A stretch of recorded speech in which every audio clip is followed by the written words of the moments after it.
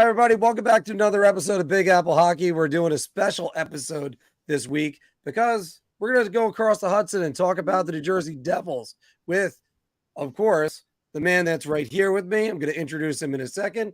First, let me introduce myself. I, of course, am your host, Marc Williams, and I'm joined by our Devils contributor and the host of Devil State of Mind, Mr. Neil Villapiano. What's going on, Mark? How are you, my friend?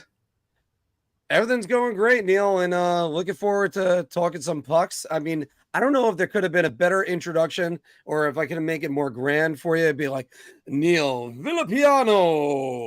It definitely sounds like there's like an opera quality to your name when you're mentioning it. But as you know, as you might not have known, Neil writes lots of articles for us for Big Apple Hockey. So it's great to have you on board. And he's our Devils correspondent, and we'll be talking to him throughout the year. All right. By the way, everybody, once again, that you can get the Big Apple Hockey hats. They're on the description that's down below. And the A block is powered by SeatGeek. Use the promo code Big Apple Hockey, or you could use Devil State of Mind if you want to support Neil as well. So getting off to the off-season review, there has been a lot of great things that has happened for the Devils in this offseason. In Tyler Toffoli and Colin Miller, Chris Tierney, and Tomas Nosek, who signed this week, traded out Igor Sarangovich, Kenzie Blackwood, Ryan Graves. By the way, Ryan Graves, what's Pittsburgh thinking? I don't know. Miles Wood, Damon Severson, and Jesper Boquist. First, your thoughts on the anybody going out? Is there anybody you're going? They might miss that guy. Well, this might come as somewhat of a surprise, but I think Damon Severson might be the one that Devils fans may be, long term might be wishing that maybe he could have stuck around because, look, the reality is with Severson is that when he's on and he's really playing at the highest level he can, he's really good at the long stretch passes. He's pretty reliable in the defensive zone, really good, particularly on offense, on the power play. Really just a guy that overall does the little things right. When he's not, he's shooting the puck into his own net or not really playing the position that he's supposed to be playing.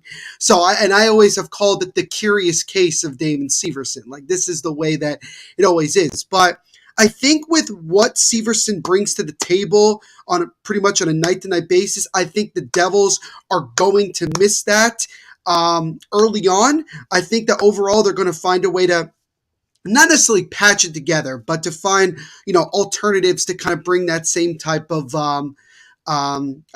productivity, if you would look at it that way. So I think that's definitely going to be somebody that we are going to miss, with him being one of the longest tenured Devils up until, obviously early June. But he's probably the guy that stands out the most to me. You know what? You brought up Severson, and I thought, you know what? How are they really going to miss him? But there is going to be a factor I'm going to get into in concerns in a little bit, that I think you're going to be right about that. You're going to be definitely proven right about this. And it's going to be the inexperience on the blue line. Let me just hint at that. I'll get into it in further detail shortly. Let's go to, how did the Devils improve?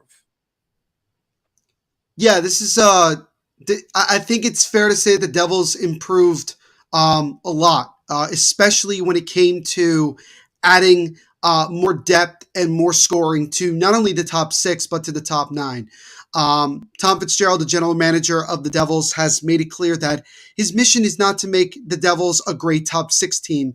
He is trying to make the Devils a great top nine team. That's really what he was going for. And he saw an opportunity with Tyler Toffoli, pretty much one of the many guys in Calgary, pretty much saying that they had no intentions of coming back once their contract was up. It was an easy decision for Tom Fitzgerald to go after somebody like a Tyler Toffoli and, add that scoring prowess. Now, Toffoli is not necessarily a speedy skater. not necessarily one of the faster guys. And so when you look at it from that perspective, you say, well, how does he fit in with this Devils team? Well, he provides something that I think the Devils lacked a lot last year, and that is a proven finisher. There are a lot of guys in this team that scored a ton of goals. Jack Hughes, Timo Meier, Nico Hischier, Jesper Bratt, Dawson Mercer, the list goes on and on. But none of them are considered to be a legit, finisher. That's not their number one strength. Tyler Toffoli, that's what he's about. He's about putting the puck in the back of the net on a consistent basis and obviously getting the puck on net in general and finishing his opportunities. You saw that when he was in Los Angeles. You saw that when he was, in a short time in Montreal. And you even saw that in his time in Calgary. He is a consistent finisher, especially on the power play. He brings a level of scoring that we need in order to improve this power play. He brings veteran leadership. He's been in the playoffs numerous times. He's won a Stanley Cup with the LA Kings. He knows what it takes to win in this league. And that's important to still one of the youngest teams in the National Hockey League. So to get a Tyler Toffoli for only Yegor Sharangovich, who pretty much fell out of favor with Lindy Ruff and being on that top six, now he'll get an opportunity to kind of be one of the more main guys on a rebuilding or retooling Calgary Flames team. And giving up a mid-round draft pick is not bad at all, considering the Devils' championship window has now been opened. So this was a really good move. Also, Tom Fitzgerald doesn't necessarily look at the Toffoli trade as a rental. He's talked about he's trying to convince Toffoli to sign long-term, which is great. The Devils are becoming more and more of a destination place. You can see it by even the guys that the Devils have picked up in free agency. We just had, Colin Miller and Tomas Nosek both talked to the media earlier this week, and they both pretty much said that they were super excited to come here because of the opportunity to win. Tomas Nosek said it specifically. I chose the Devils because I want to win. He had pretty much the same offer from the Edmonton Oilers, and obviously we see what the Oilers have done over the last couple of years with Connor McDavid and Leon Draisaitl and making deep runs in the playoffs. But Tomas Nosek decided to come here after being on a historic Boston Bruins team, and because he wants to win. And so right then and there is the definition of this is becoming a destination place for guys to come in and help this team get to the ultimate goal, and that is to win a Stanley Cup in New Jersey. And I think that's really important. And so when you look at Tom Fitzgerald as a whole and you look at what he's done, you're looking at him, he's filling different spots to kind of make this team that much deeper, that much more, you have much more of a veteran presence to kind of fill those holes that you saw the Devils were lacking last year, specifically in the playoffs and even more specifically in that second round against the Hurricanes where they were, to put it bluntly, were exposed for the lack of playoff experience. As much as we didn't want to talk about it, that's kind of what it was. So overall, yeah, you can't help but like, and at times love what Tom Fitzgerald has done in terms of bringing guys in and, adding some holes that we didn't have before. So I'm really excited about it, specifically with the Tyler Toffoli trade. And also, people neglect this. Tyler Toffoli, great two-way player. And he could have played for that Devils team 15, 16 years ago. Mm-hmm. And, I'm also doing an article right now on a great values of contracts in the NHL right now. And probably on the AAV, Tyler Toffoli, I think it's a $4.25 million. Mm-hmm. That is a hell of a contract for a guy who's kicked in 73 points last year. And again, good two-way player. He's responsible in his own end. No question. But I was going to make this one of the bar talk questions we're going to do later. But what's your opinion on the Devils' top six? Are they one of the NHL's best on a short list, or are they the NHL's best? I think they're one of the NHL's best. Let's face it. You have a team like, as much as everybody likes to make fun of them, you have a team like the Toronto Maple Leafs who has a tremendous top six with what they have right now and the ability that all of those guys can do. You look at Carolina and you see the talent that's there. You can understand it. Some people even want to put the Rangers there as one of those teams with a very good top six. And I think the Devils, rightfully so, deserve to be in that conversation as a top five and even top three best top six in the NHL with the ability that all of those guys can do. And it's not just the 6 guys that are the most likely to make it. There's other guys that you can add into that top 6 at any point and also become, very, very lethal. Like, let's not forget that last offseason, the biggest move the Devils made was getting Andre Palat after they were unsuccessful in luring in Johnny Gaudreau in free agency. Their backup plan was Andre Palat. And Palat came in, and a lot of us expected him to be in a similar role that he was in Tampa. Top 6 left winger with a ton of Stanley Cup experience. And obviously, he dealt with, an injury that kept him out for several months. That ended up being a benefactor to guys like Dawson Mercer, who have now pretty much solidified themselves as a top 6 guy. But that just makes the top 9 even better, because now you're adding an Andre Palat to a third line when you already have talent on the left side and also the right side. Like, that is really, really impressive to see.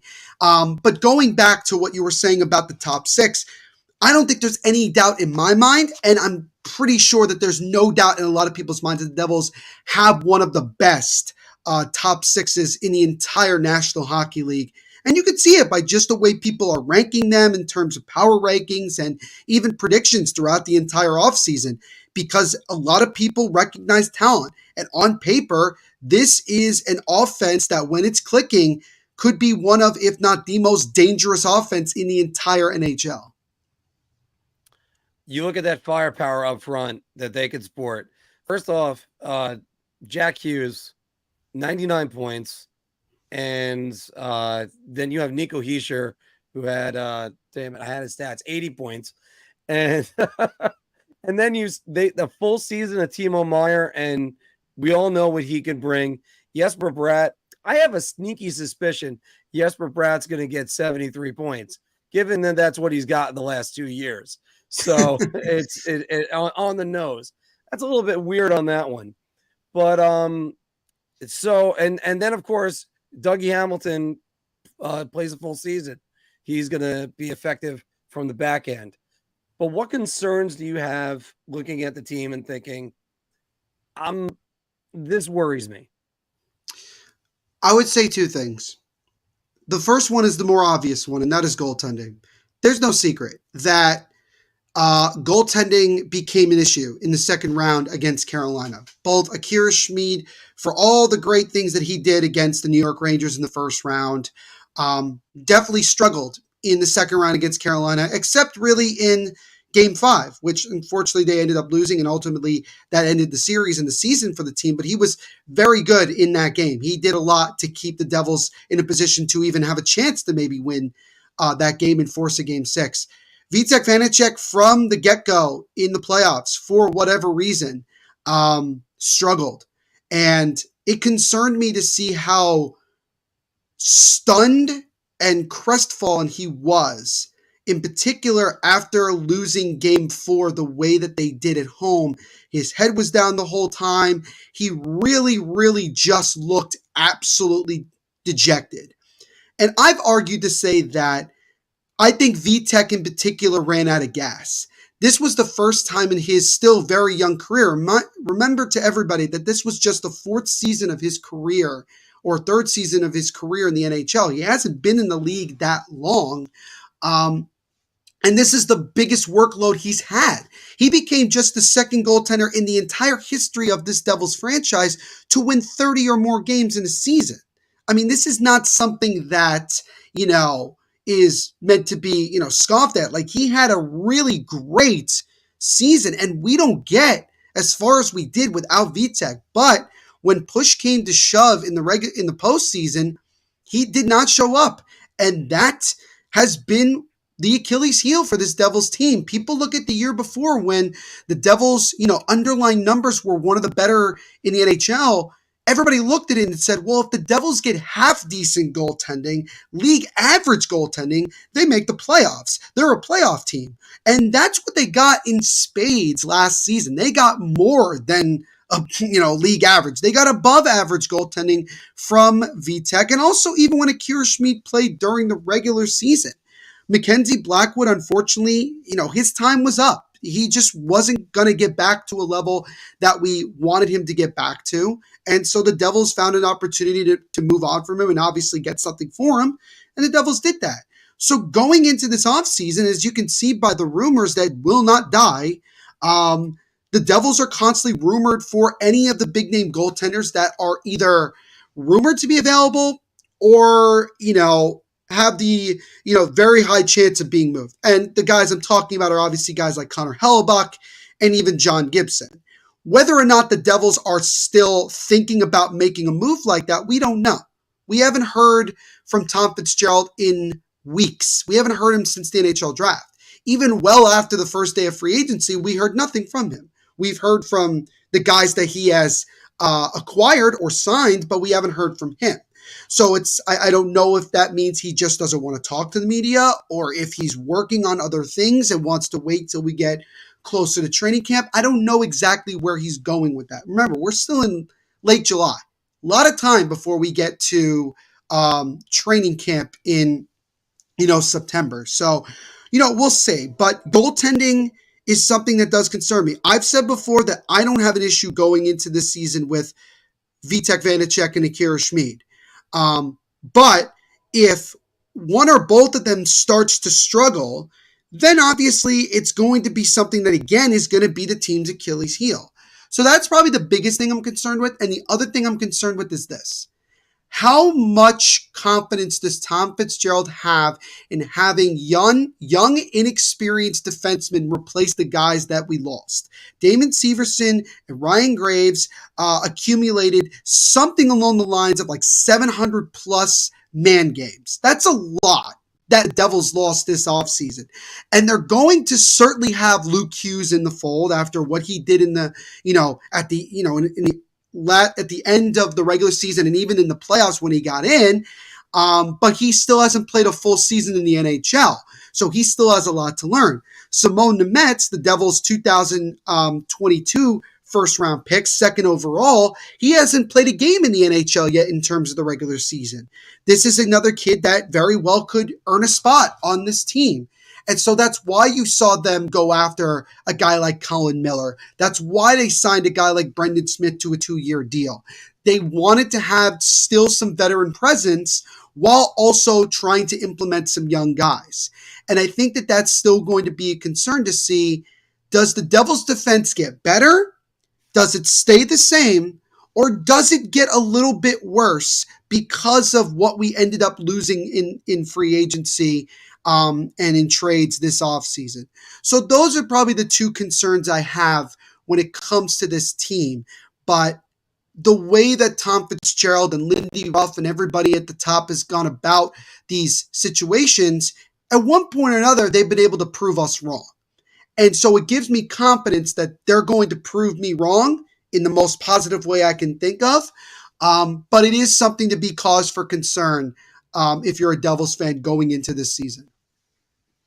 Yeah, because I know a lot of people have joked. By the way, we got some good questions coming on in the comments. Keep them coming, guys. We're going to make sure we try to have them all for Neil.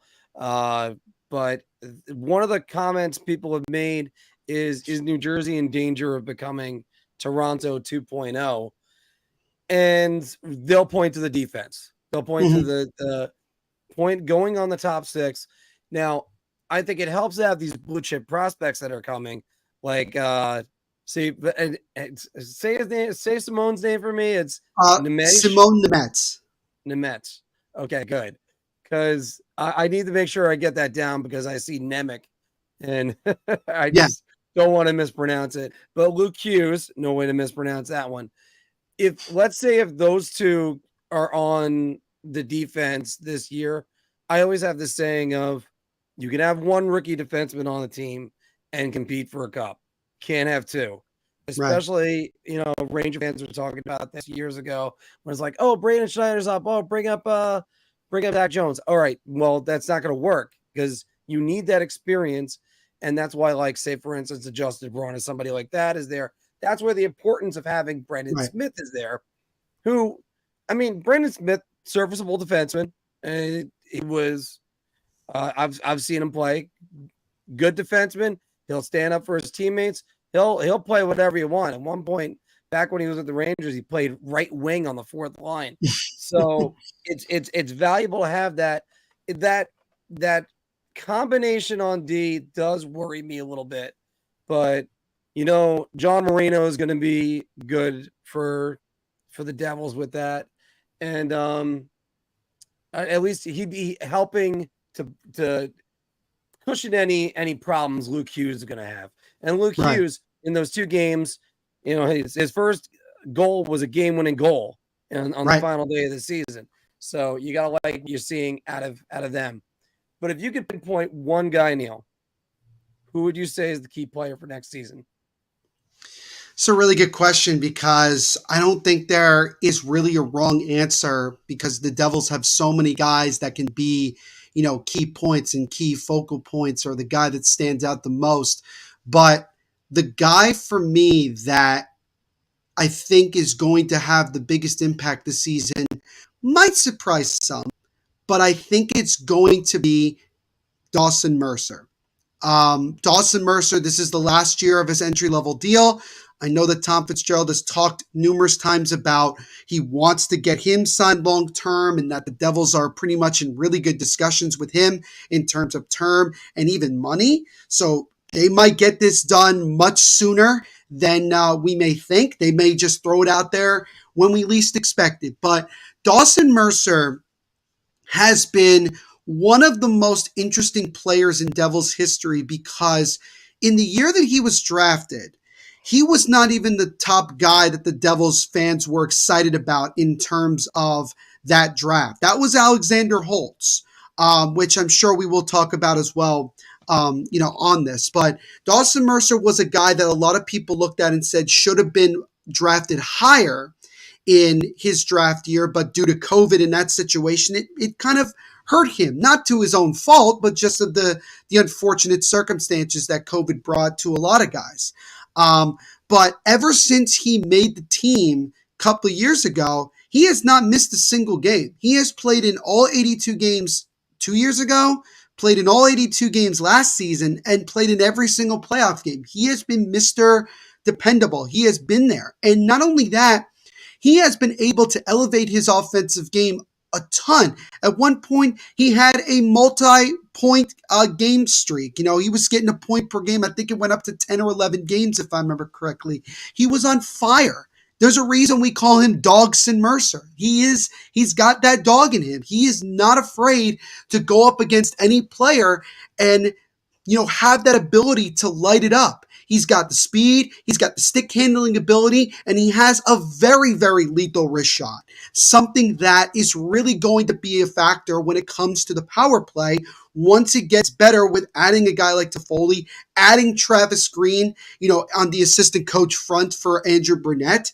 And I think Dawson Mercer is going to take his game to an even bigger level this season. And I think he's going to ultimately be one of the main guys that is really going to help carry this Devils team, not just in the regular season, but very deep into playoff and Stanley Cup contention. So Dawson Mercer would be my guy that I would tell Devils fans and also fans around the league to keep your eye on number 91 because this kid is very, very special and the best is still yet to come from this kid.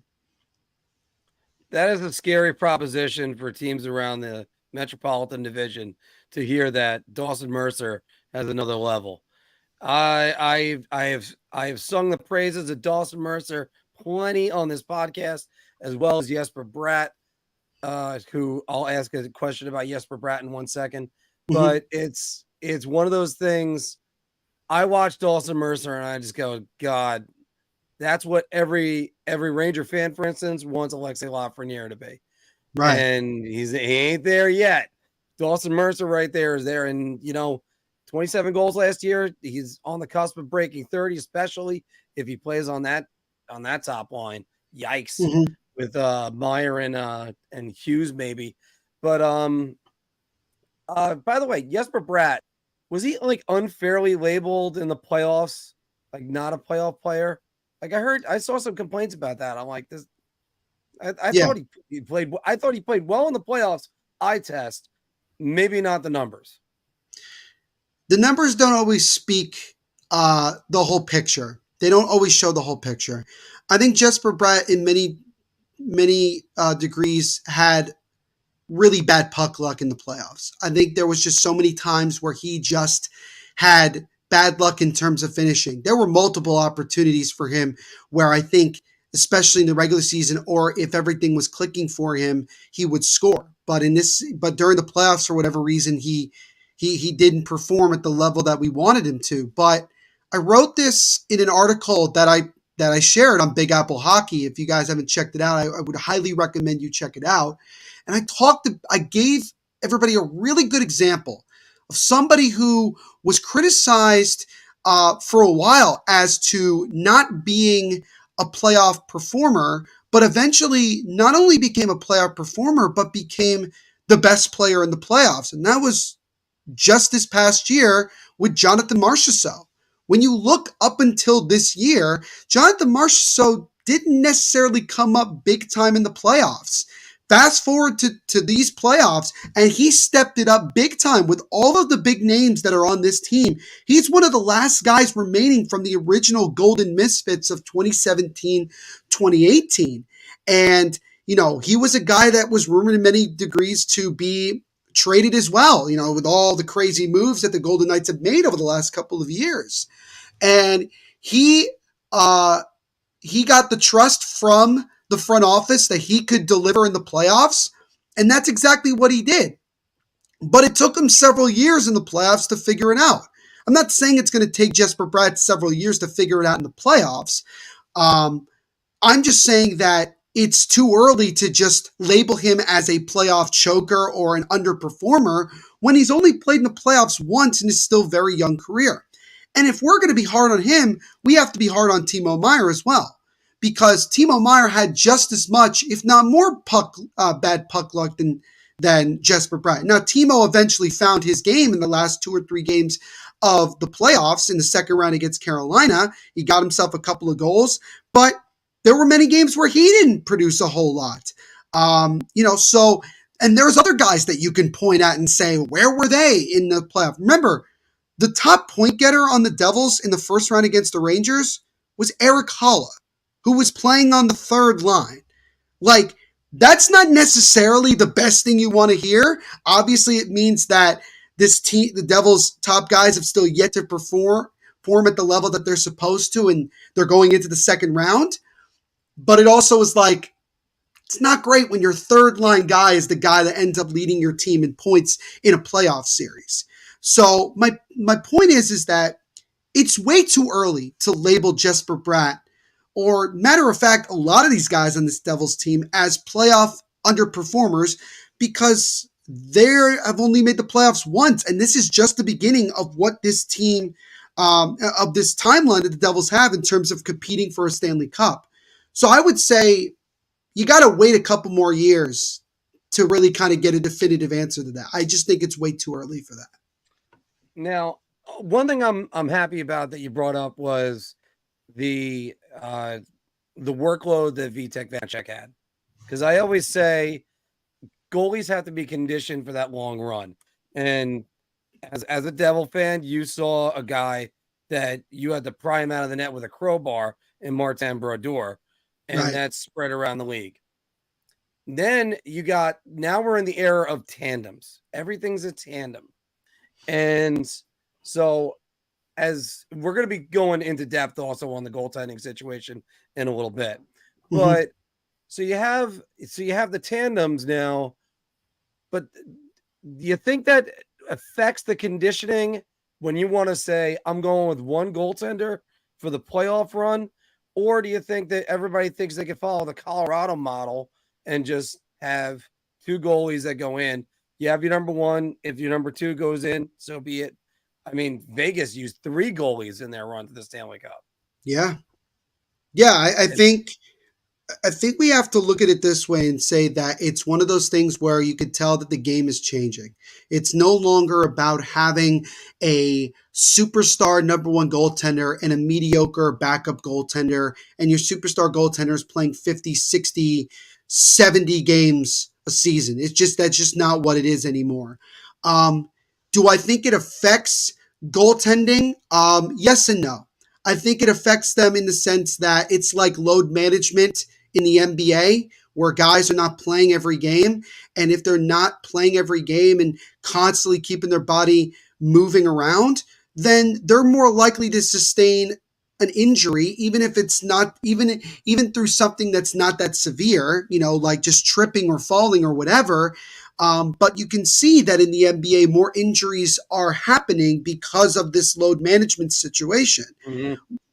With Vitek Vanacek and Akira Schmid and all the Devils goaltenders, especially in this situation, the Devils are just trying to play the game the way that it is now.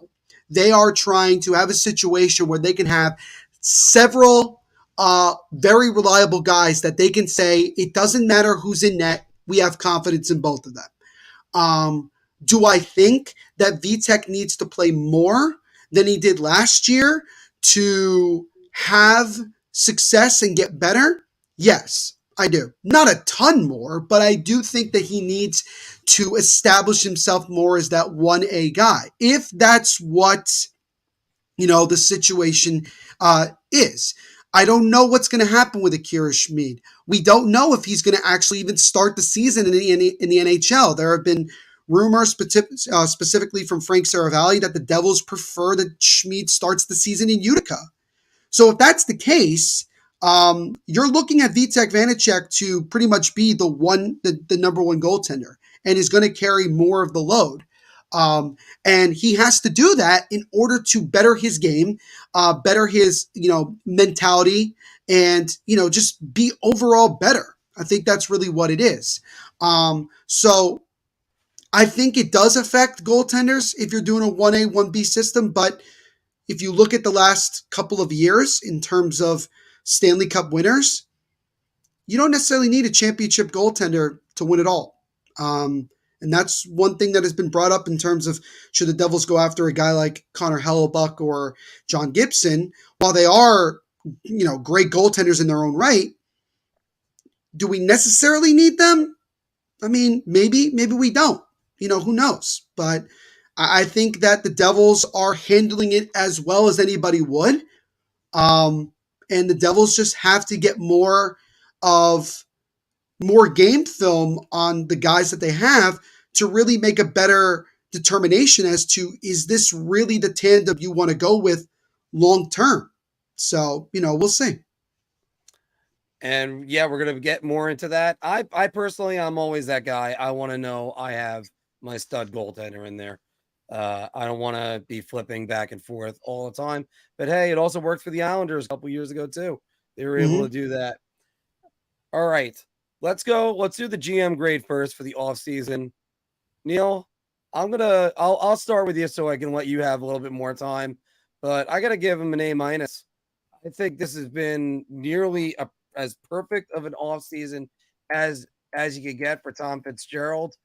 I mean, who'd have thought? I mean, this guy's been pretty good as a GM, and he was brought in to be the coach, not the GM originally. Yeah. But it's a good offseason. Here's a couple of my concerns. Cap space is finite, and he's starting to run out of cap space. And Dawson Mercer's contract is coming up, and I'm not letting that kid go. Absolutely not. So you better make sure you got a way to get him under the cap and what the number is. Now, I have to check cap friendly. I'm pretty sure he doesn't have arbitration rights. That's going to make his contract a little bit more reasonable. You might see like the next step, like maybe like $4 million, I'd say, maybe 5. But I think it's going to be, it's not going to break the bank. Like if some fans are going to be like, oh no, it's going to be like $10 million. No, it's not. It's not going to be that much. So, and I love the Toffoli acquisition. I'm worried about the defense. Colin Miller could offset that. We'll see about that. So what do you give in your grade?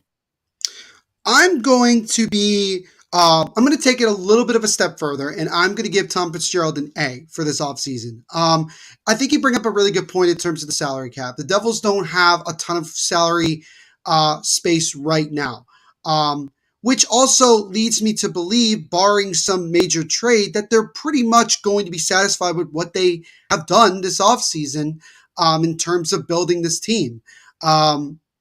And I think that when you look at the next couple of years, you know that the salary cap is going to go up. We don't really know exactly how much per year it's going to go up. It went up only 1 million this off season.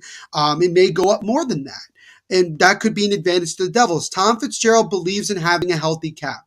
That's what he's about. And that's why he's been very shrewd in his negotiations with these top guys. He got very lucky. We got to call it like it is. He got very lucky to sign Jack Hughes to the contract that he did before he had the breakout season last year. Because now, and according to The Athletic, they firmly agree, it is one of the top 2 best contracts in the entire NHL, considering what Jack Hughes is as a player.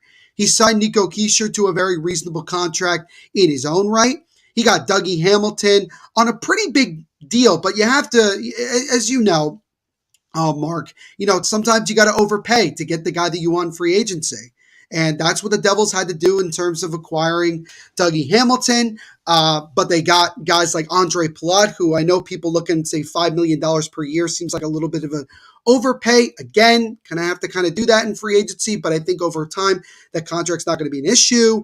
Getting Timo Meier and Jesper Bratt under what they were expected to get on the open market is a major plus. And it's just good because now Tom Fitzgerald has his whole core set for the next 5, 6, 7 years. And so it's easier for him to kind of move pieces around and figure out what he needs to do. The biggest thing you look ahead is not only Dawson Mercer, but in 2 years' time, Luke Hughes' entry-level deal will come up. Same thing with Simone Nemeth. If you feel confident that these are the guys you want to keep long-term, you got to make sure you have salary. And also Alexander Holtz as well, if you feel that he is a part of this team long-term. And this is another reason why people have said that the Devils may not go after a big-time goaltender because they quite frankly can't afford it. If we're going off of Connor Hellebuck's potential demand of getting Vasilevsky money at $9.5 million per year, the Devils are not going to keep everybody that they want. It just isn't going to happen, just being very honest. If you were to get a guy like that and he signed a very, very team-friendly deal, cool.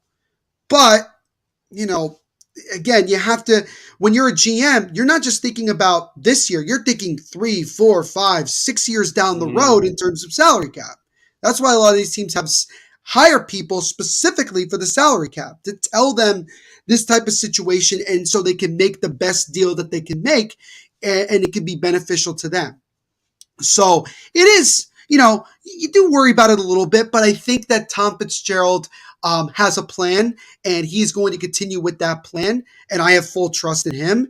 And then when you look at what the Devils have done this offseason, adding a guy like Toffoli, bringing in guys like Colin Miller and Tomas Nosek, and even bringing in Eric Kallgren, who is probably going to play most of the year goaltender most of the year down in Utica. Even has NHL experience, could be the backup to Vitek Vanacek if the Devils want to go that route. All of this is just the Devils adding to finding ways to fill holes that the Devils were looking. The Devils needed a finisher. They got a very experienced finisher on a very, very reasonable contract for a year. Didn't have to give up a lot. Didn't have to go crazy with it. And it was an offseason move, which is fantastic. Getting some more veteran pieces like a Colin Miller, like I mentioned, and Tomas Nosek is very important for the Devils' bottom 6 to kind of make them even more, of a veteran team on that bottom 6 and as a team in general. So I think overall, Tom Fitzgerald has done a really smart job of making moves when he gets the opportunity to do so that are going to be beneficial to the Devils and not going to hurt them in the now and not going to really hurt them in the future. So for that reason, I give him an A. The only reason I don't give him an A+ is probably because of the goaltending and that there's still that question mark. If there wasn't a question mark there, I would probably give him an A+, but I'm going to give him an A. It might change by the time the season starts, but right now I would definitely give Tommy Fitz an A. Well, the Devils missed out on winning the Metropolitan Division by 1 point last year. Do they get that extra point this year, or do they finish second or third? I think that they are going to find a way to win the division this year. I have said before that the Metropolitan Division is the division of death. It is incredibly tough. The teams that you face 4+ times a year in this division is very difficult. And I know that some of the teams are getting older. Like you look at the Penguins, you look at the Capitals, you look at the Islanders, like teams that had been competing for many years and being at the top of the division are starting to fall off. Now you got the quote-unquote new kids on the block. You have the Rangers, you have the Devils, you have the Hurricanes. You have those teams. And while the Blue Jackets and also the Flyers are obviously not anywhere close to where they want to be, they could still give you a tough battle night in and night out. There's no question about it. But I do think that the Devils have learned a lot from last season that they can build upon. And I think that now that a lot of these guys have been here for several years together, they understand it's the same coaching staff, same system, same everything. I really do think that they're going to have a ton of success. I think they're going to be an issue for teams night in and night out. And I think overall, it's going to be a battle with the likes of the Hurricanes and the Rangers and teams like that. But I do think that the Devils find a way to win that Metropolitan Division. I think that they are better on paper than they were last year. And I think that they have the firepower on, all three situations, forwards, even defensemen, and even goaltending when everything's clicking to win a division championship. So I'm going to say they will finish in first place and win the Metro this season. Well, if they can have the same amount of games played, they had 12 guys, I believe, that played 78 games or more. And that is incredible for a team to make sure you're that healthy. And especially when the guy that played the least out of what I'm mentioning is Jack Hughes. Almost called him Zach Hughes, Jesus. But Jack Hughes, who, he plays 4 more games. He breezes past that century mark. Yeah. And, I look at them. If they're healthy, I think they win the division. The only thing that gives me pause is Rod Brindamore's ability to keep the team focused and then have them just go right on to win the division. Yeah. And in that case, the Rangers are looking at maybe third place out of that, or maybe a little bit less. I don't know. Is Tony DeAngelo going to disrupt that locker room down in Carolina? That can happen. But like you said, though, the Metro is so incredibly tough. And every year Columbus gets a little bit better. Mm-hmm. And look out for them maybe this year.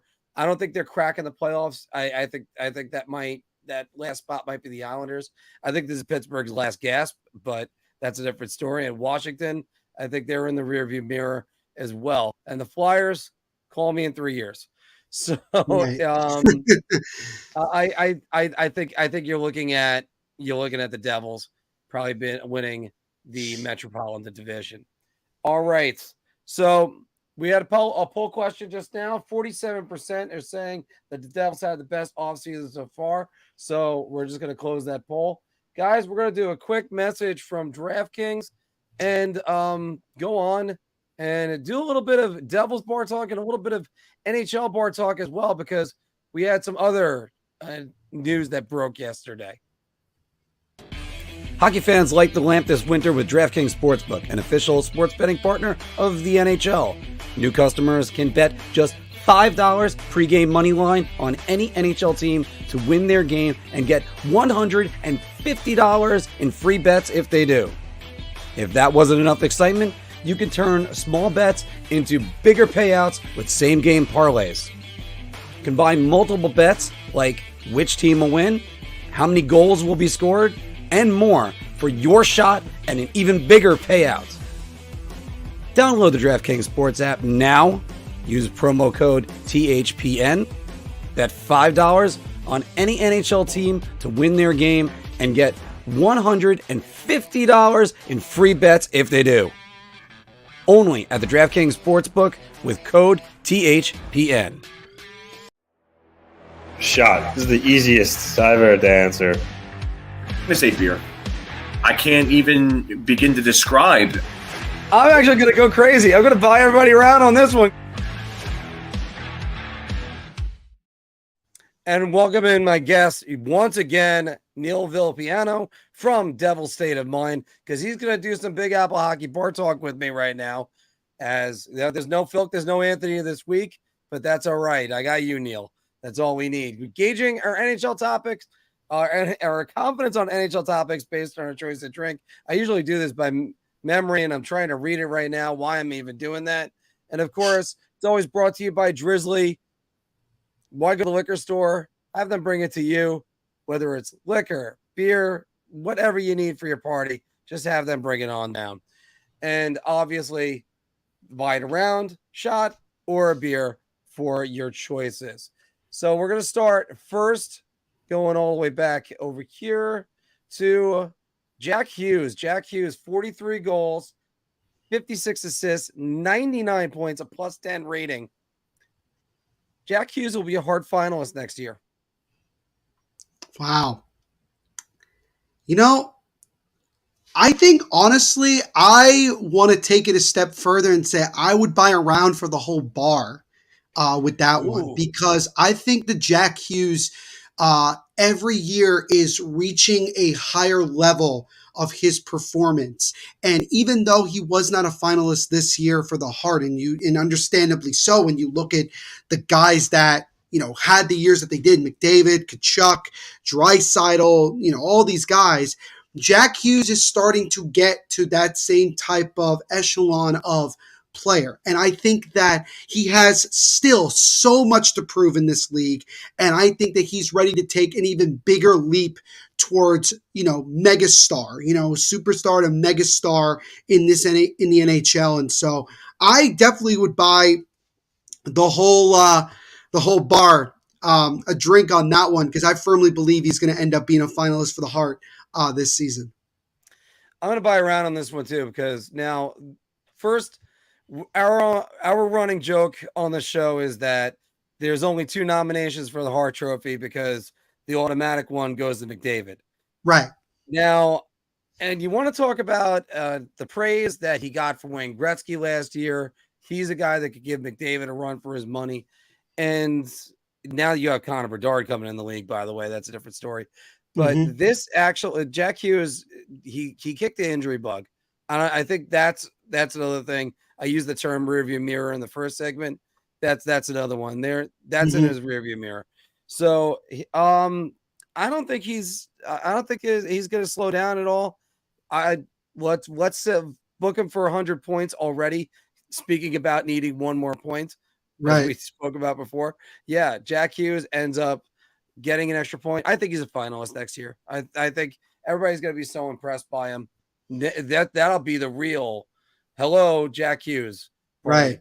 Which we had a little bit of a stir last month, as you know, because we ranked the best American players. Anthony had him at number 1, and Phil had him at number 4, I think. 4, and Matthew Tkachuk was over him. But, I mean, that's splitting hairs by that point. So it's all good. All right. Now, we're going to talk about the guy that won the Selke, but the guy that's the runner-up is who we're talking about right now. Right. Because Nico Hischier, 31 goals, 49 assists, 80 points, a plus 33 rating. Boom. Nico Hischier was the runner-up last year for the Selke, and he will win it this year. I've never been more confident in this answer than I am now, especially with hearing the news that we got yesterday. I'm going to buy the whole round. I'm going to buy around for everybody in the bar, because I think that this has now become an opportunity for Nico Hischier to be the next Patrice Bergeron. A lot of people have evaluated him over the years and said he has a lot of the same skill sets that Patrice Bergeron has. And I've said before that he basically is the Devils' version of Bergeron. And you saw how the NHL looked at it by him being a finalist and, obviously ending up, being in second place. They gave him a lot of credit for the year that he had. But obviously knowing the type of player Bergeron is and the situation of whether or not he was going to retire or not, I think it was too perfect for the league not to give Bergeron a parting gift, as it turned out to be, for him to win yet another Selke trophy. But now that Bergeron has moved on into retirement, I really, really like his chances of winning a Selkie and maybe winning more than one in his career. I think he has that ability. He's so reliable on both ends. He is a consummate leader, a guy who can put up points at a moment's notice. And, it's just great to see. Nico's my favorite player on this team. He kind of was the beginning of this rebuild, if you want to call it that. And I think that he's ready to blossom into maybe the best two-way forward in the game moving forward, and certainly one of the better ones. So yeah, I'm gonna buy another whole round because I think Nico's definitely got a really good shot to not only win the Selkie this year, but to win it several times before his career is up. Yeah, he's winning it this year. I think, and I'm just gonna put down the round for me. Now, I thought maybe that would open the door for maybe like an Elias Lindholm, but he finished further back. This is number one. Look, when it comes to that playoff series, a lot of people neglect how much Nico Hischier took away the Rangers' top lines and made them uncomfortable. But also the Devils' forecheck just pinned the Rangers in as well. But with that being said, this is a complete open door for him. He is his first year in the league, he played 82 games, then 69. Then he kind of had a little bout with injuries himself, and then only playing about, I think it was 73 games the next 2 years. But then he played 70, and then he played all 82 last year. Mm-hmm. If your best ability is availability and he's in there, pencil him in. He's going to win the Selkie. I firmly believe that one. All right. Looking at the numbers from Vitek Vanacek, 33 wins, 11 losses, 4 OT losses, shootout losses, however you want to say it. A 911 save percentage. By the way, speaking about the Jesper Bratt number before, did you know every year until last one, 908 save percentage for Vitek Vanacek? That was a little bit. I did know that. Weird. I was starting to do the playoff preview. He was actually at 908. Had a couple good games to close. 245 save percentage. Now we talked about this a little bit, but now we're gonna have to do this for this topic. Devils have the goaltending to win a Stanley Cup. It's a really hard question. I'm going to buy a shot. I'm going to go that route for that one because while I do still have belief in Vitek and even Schmid that, with more opportunities and more experience moving forward, that they can become the tandem that gets us to where we want to go and to ultimately win a cup, you still, have your reservations based off of what you saw last year. And you look at what Vitek has done in the majority of his playoff career in a couple of years in Washington, and then obviously here in New Jersey this past season, and you're not fully 100% confident. I think there's a reason why people look at the Devils and say they're a great team, but there's still that lingering, is goaltending, good enough? And obviously you look at what the Golden Knights did, even with what the Avalanche did, and you say, well, they didn't get elite goaltending from those guys, but they were good enough. And they can, do it. And Vitek, I'm sure he's going to come into the season incredibly motivated to prove to himself and to prove to everybody that he can be that guy. And I'm looking forward to seeing what he can do. But for now, I would say a shot. That's the way I would go, just to be fair. Right now, I'm going to go shot as well because I still think Akira Schmid needs a little bit more development. And the next thing is Vanacek up for the challenge? We're going to find those things out right now. Can they win? I think they can win with this lineup. I think they're going to go the Colorado route where, they're just going to hit you with as many goals as they possibly can. And they're going to still be pretty good defensively. Like, let's say if you go with Colorado, obviously the metaphor, the analogy, whichever one you want to say, Hughes would then be McKinnon. Bratt could be Rantanen, who's a hell of a player. That's another Right. guy I look at and go. But you got Kadri is being cast by the Nico Hischier, and if Dougie Hamilton could be Cale Makar, then there you go. And Siegenthaler could be Devin Taves. So I might as Yeah. well just keep casting. But if that's the case, Colorado was the first team I believe that had 2 goalies with 6 wins apiece in the playoffs ever to win a Stanley Cup. Mhm. It's a tall order. Maybe it could get done. We'll see about that one. I'm not confident in it, but hell, the Devils surprised me last year. And Lindy Ruff makes adjustments. He's a good coach on making adjustments a lot. So better than, I don't want to say better than many coaches in the league, but he's been known for doing that. And I was starting to doubt Lindy Ruff before. By the way, give a quick outline. Your latest article for us was don't give up on Alexander Holtz. Why? It's a really good question. Alexander Holtz is somebody that has been a topic of discussion with the Devils fans over this summer because you look at where he was drafted, number 7 overall in 2020. And a lot of people looked at him as maybe, some people argued that he was one of the top 2 players in that draft with his elite shooting and, finishing ability, which is something that the Devils have been lacking. And there was a lot of hype around him. And he struggled early on to get into the lineup. And it wasn't until last season where he finally made the team at a training camp. He scored the first goal of the season, his first NHL goal. And you're thinking right there, okay, we're in Fat City. This is going to be great. He's going to finally break out and be the player that we all want him to be. And he just struggled, whether it's because he's not as, he doesn't have the speed that fits in with Lindy Ruff's style, whether he's still struggling to play in the NHL, just the NHL game, because when you look at what he's done in the American Hockey League, he's had a ton of success.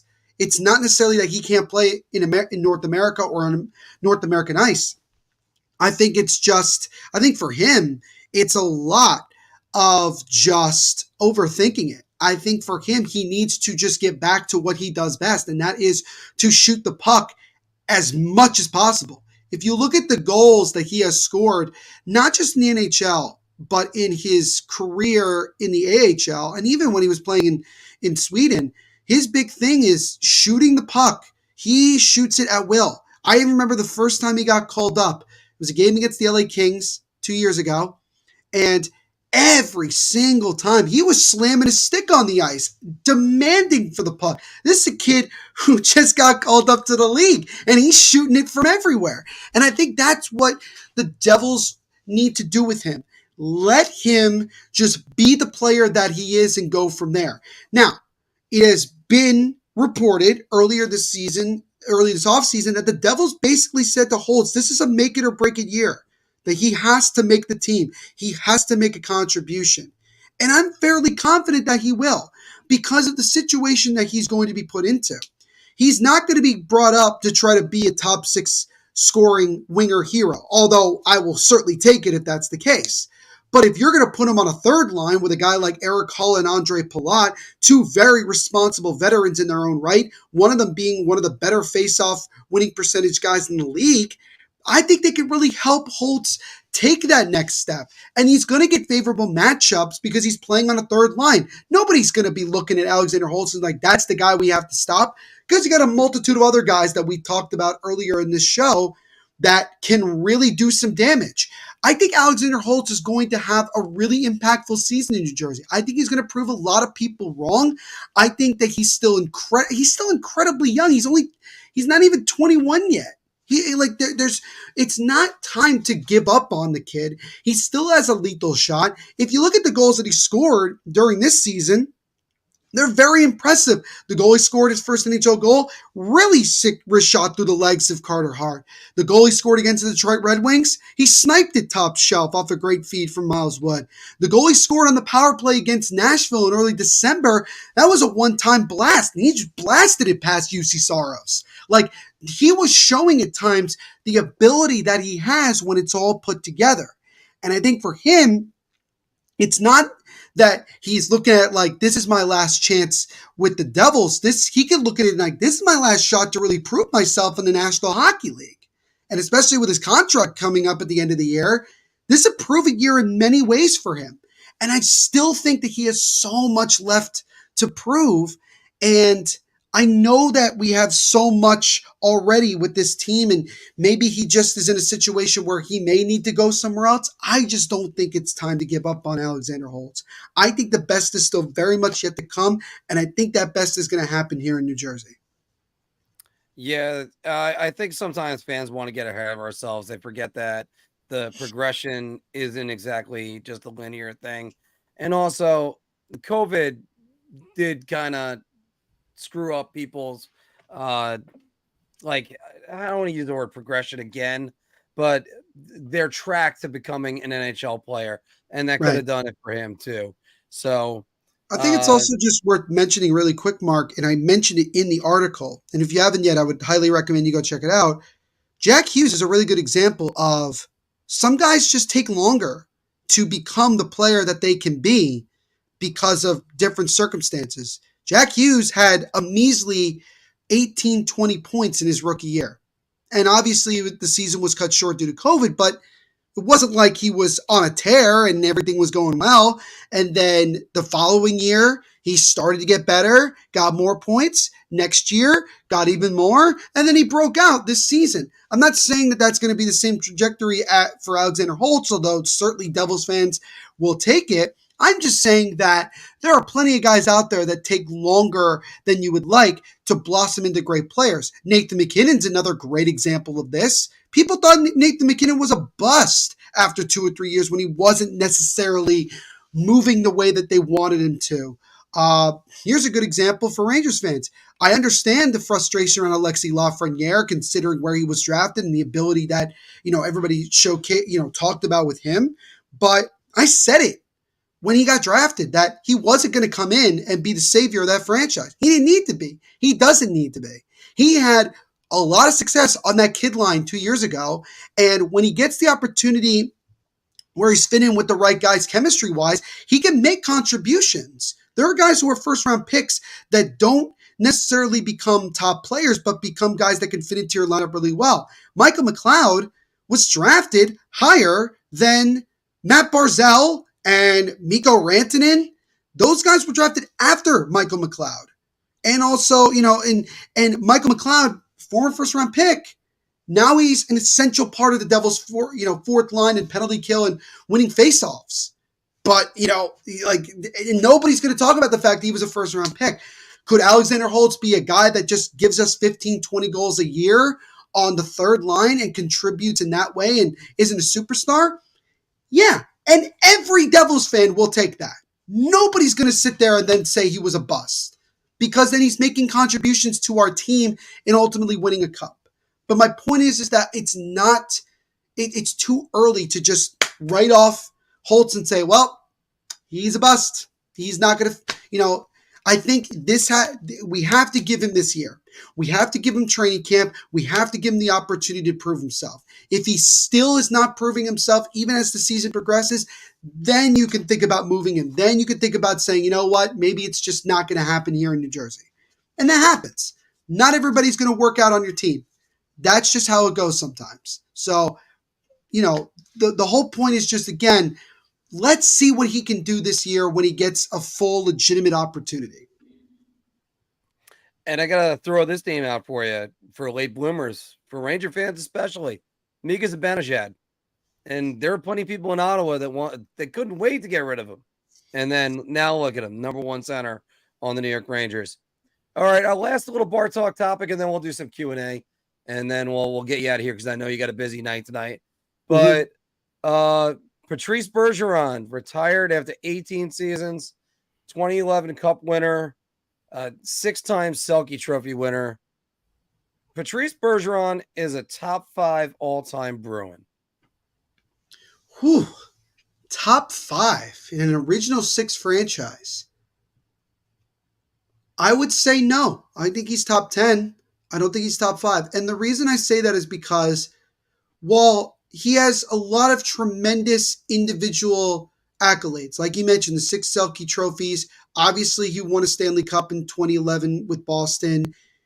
we also have to look at it this way. And I'm not saying that it's Bergeron's fault, but how many years over the last decade have the Bruins had high expectations and didn't even get close? Didn't win another championship. Patrice Bergeron is 1-2 in his career in the Stanley Cup Finals. They lost out to a Blackhawks team that, quite frankly, in my opinion, was better. I was part of their dynasty. And then 2019, they had no excuse. They lost Game 7 at home when everybody felt that the Bruins were going to get it done, and they didn't. They lost to an inferior team.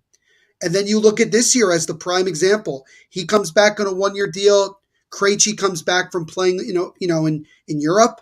They have this unbelievable historic season. They had a 3-1 lead on Florida. Brad Marchand has a breakaway at the end of the third period of Game 5, chance to put it away. And they falter. They falter it all away. And I'm not saying it's Bergeron's fault, but if you're going to look at great Bruins of all time, team success has to play a factor into that. It's going to play a factor in anybody's, when you look at any player for any team, and you look at some of the guys that, have done tremendous things for the Boston Bruins, winning championships, Bobby Orrs, the Phil Espositos, the Raymond Bourques, even to an extent, all of these different guys, Cam Neely as another example, they contributed. Now, again, with the, Raymond Bourque, it's a little different. Never went to a final or anything with the Bruins. But, there was a lot of really good team success. I just think that Patrice Bergeron, for all the great that he did, and he did a lot of great, I just don't think he's top 5. I think he's top 10. Don't get me wrong. I think he's one of the greatest Bruins of all time. I just don't think he's a top 5 Bruin of all time. And so that's a shot for that one. And by the way, whenever we do these lists, it's never to slam a player. It's always to gauge where they might be. So, see, because I'm trying to think of it myself. I got Bourque. Obviously Phil Esposito as well. You got Frankie Brimzek, who was known as Mr. Zero, who was the first American goalie in the Hall of Fame. You have, Rick Middleton could be in there. Cam Neely, as you mentioned. But you know what? I'm going to go out on a limb, and I'm going to just go, I'm going to cheers and say, I'm buying around. I'm going to put him at number 5. I think he makes it to number 5, if not more, if not just a little bit better. I mean, Zdeno Chara is up there too.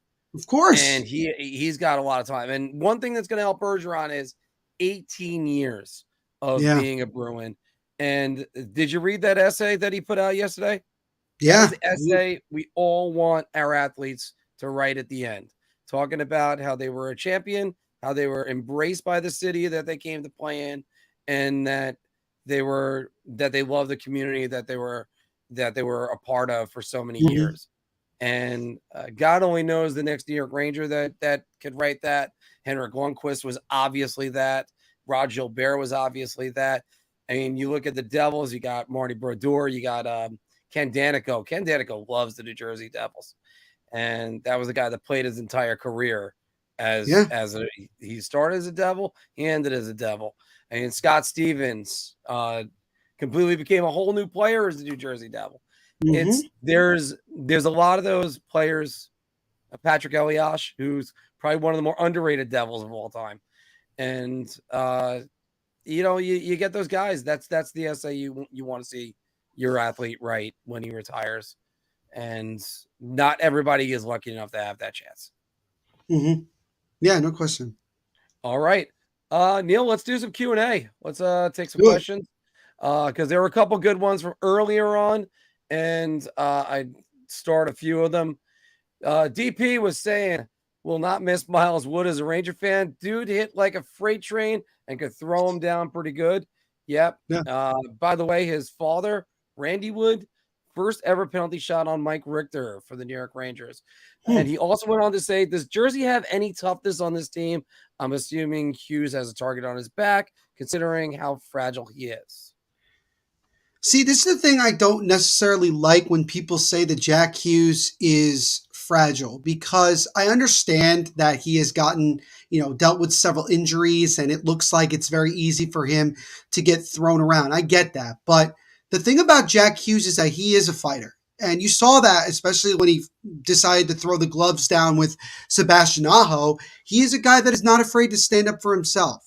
And I think that he's learning more and more how to be careful about the hits. You could see how many times this year where he didn't like shy away from getting hit. He just found ways to embrace the physicality at a safer level to where he would get hit, but it wouldn't be anything severe. In terms of the toughness, this is another thing that people will bring up with this Devils team that says they don't have grit. They don't have, physicality. And I understand when you look at it. I do believe that they do have toughness. You have guys like Michael McLeod. You have guys like Nate Bastian. You have guys like Eric Holla. You have guys like even a Kevin Ball or a Brendan Smith, as you very well have seen in the past, Mark. You have guys that are not afraid to bang the body, guys who are not afraid to stand up for one another and take hits. Even a guy like Tomas Nosek is not afraid to get mixed up there. Would I like to see the Devils get a little bit bigger, a little bit more physical than where they are? Yes, of course. And maybe the Devils do that more once we get closer to the playoffs. Maybe that's one of the bigger moves that they make at the deadline, if that's what they decide to do. Maybe they look for a Ryan Reeves or a Hartman or somebody like that. A guy that's going to, bring that type of game to teams in terms of the playoffs and things like that. So, I think it's a fair question. I do think the Devils have some toughness. I think maybe they're still lacking it a little bit, if I'm being honest. Yeah, I think they're lacking a little bit right now, and you can have that problem, I think, in early part of the season, October, November, when I really think skill is a little bit more on display in the first couple months, as opposed to say it's skill. Don't get me wrong, skill's on display the entire year, but grit really shows when it's post All-Star break. Agreed. So we have a couple of those like examples throughout all the era of the NHL. But when it comes down to the trade deadline, that's where you're going to see the Devils trying to get more grit and trying to really kind of like get those sandpaper guys that you need. I mean, hell, the biggest acquisition last year, you could argue was for the Golden Knights was getting Aiden Hill and then also getting Barbashev for the top line, Teddy Bluger for the fourth line. That's what they really needed. All right. David threw up this one, which was question for Neil. Do you prefer the current New Jersey jersey or the jerseys they wore prior to 2017? This is actually a really good question, because there's a lot of talk about the Devils wanting to bring back the one stripe on the bottom. That was something that Devils fans have talked about before. That is unfortunate about Adidas. I'm curious to know what Fanatics is going to do in terms of jerseys in general. If they do decide to bring that apart.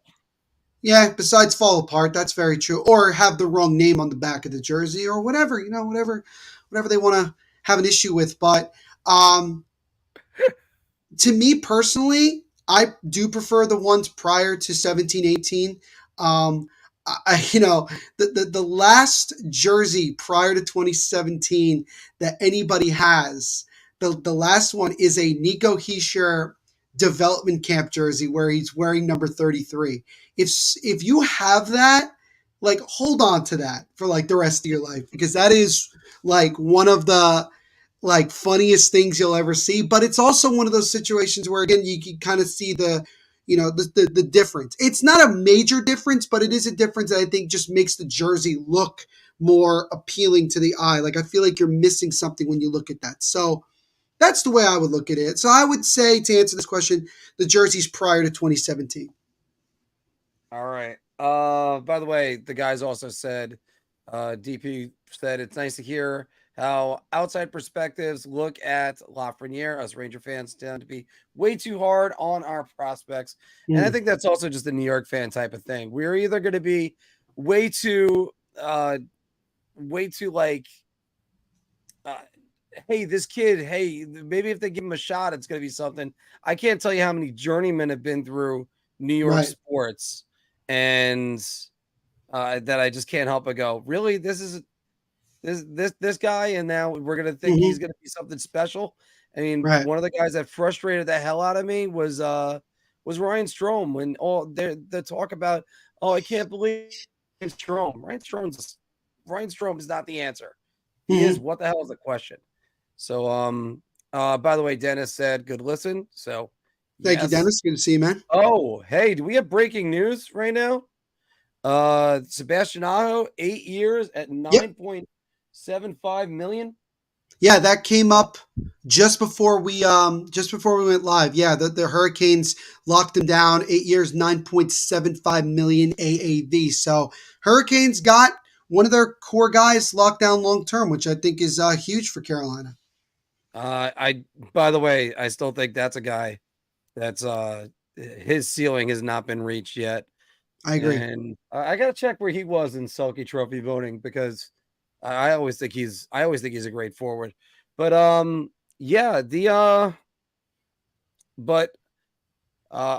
getting him for 9.75, what a great price tag on that. This is the contract after the Montreal contract. Right. So, I mean, when you talk about guys that, like we were talking about Dawson Mercer's contract. I was on this with Andre Miller. I'm like, yeah, he's not gonna get that much money. He's not gonna get that much money. Got 3.75 million. And I was right. Right. And I don't think Mercer's gonna kill the Devils salary cap. But it's just you got to worry about if he has a real breakout season like Adam Fox did. That then you jump from that to 8.5 million. And then that's kind of skews things off. But as Dennis is saying right here, Jack's contract is more beautiful with each passing day. I can't help but agree with that one. And that was an easy one for the Devils. You saw the potential in this kid. Just sign him long term. Yeah. And then worry about paying him later. You don't have to worry about paying him at all. And don't be surprised, honestly, Mark. Don't be surprised when you talk about Dawson Mercer. Don't be surprised if the Devils try to find a way to lock him down before he breaks out as well. Because that's kind of how the Devils look at it. They see the underlying numbers. They see it every day, what guys like that are capable of doing. And, they are not afraid to sign these guys before they really break out so that when they do, they're already locked up and you could say, what an absolute steal. And Jack Hughes is a prime example of that. And Dwayne right here is saying the Devils don't want to be like the Canes and have toughness as you're missing link for 5 years and get bullied out of the playoffs for 5 straight years. Yeah, I think I'm not sure if they got bullied out by Florida. I thought Florida was exceptional in that series. Now, I understand there's other metrics you can go with, but I personally, I think I don't think they got bullied out last year, but I just thought Florida was more physical, especially in front of the net. And Sergei Bobrovsky. And also, Carolina wasn't fully healthy. Like, we got to call it like it is. Like, they weren't at full strength. And do I think this series would have been different? Maybe the result wouldn't have been the same. Maybe it goes longer than 4 games getting swept. But I don't think Carolina got bullied. I just think they lost to a better team, quite frankly. And the year before against the Rangers, I don't think they got bullied out. I think they just, for one thing, I would say they got goalied out, but that's a different story. I don't think Game 7 Igor was exceptional, but you ask an Antti Raanta to win a Game 7, and how many times can you go with your second string goalie that season? So, of course, that's about it on that. Looking through some of the comments, trying to see if there's any other questions for you right now. But we're also saying you have to play a good team defense. Can't just leave it up to your D and a goalie. The forwards have to help out the D. Yes. Agreed. And as I was asked before, I had the biggest yawn ever. Joe is saying McLeod should have a good year. He's finally gaining some confidence from last season. I agree. Yep. All right. So Neil, actually, you know what? If you want, we'll wrap it up right here. We got about an hour and 19 minutes in. And because like I said, I know you got things that you got to do today. Yep. So I would stay around for some more Q&A, but I got to run as well right now, guys. So thanks everybody for joining us today on this special episode of Big Apple Hockey. Neil's going to be back with us throughout the season. Hopefully, like at least once a month, if not more than that, to talk some Devils, talk some Metropolitan Division, because there's going to be a lot to be covering. If you haven't already checked them out, the Devils fans, make sure you check them out on Devil State of Mind. And also, he writes for us as well. So there's going to be hearing plenty of them. So, Neil, any last thoughts? Again, Mark, thank you so much for having me on. For everybody listening also on episode 80, this will also be episode 80 of the Devil State of Mind podcast for season 4. Really do appreciate it as always, guys, hanging out and listening. I know this is, well more than an hour, but still really do appreciate you guys listening. Go give Mark and Big Apple Hockey a follow on their phenomenal YouTube page. Go check out their podcast. Check out all the other articles as well that are being written, not just the ones that I write for the Devils, but also all the other ones. These guys do a fantastic job, and I'm just lucky to be a part of it. But yeah, thank you so much, and I'm looking forward to doing many more of these once the season gets underway. But again, thank you for having me on, Mark. I really appreciate it. No problem, Neil. Thanks, and it's great having you. Everybody, take care, and we got some more content coming out soon. We're going to talk about the NHL's best bargains. Hope to have that video for you guys during the weekend. Thank you very much, and we'll talk to you later.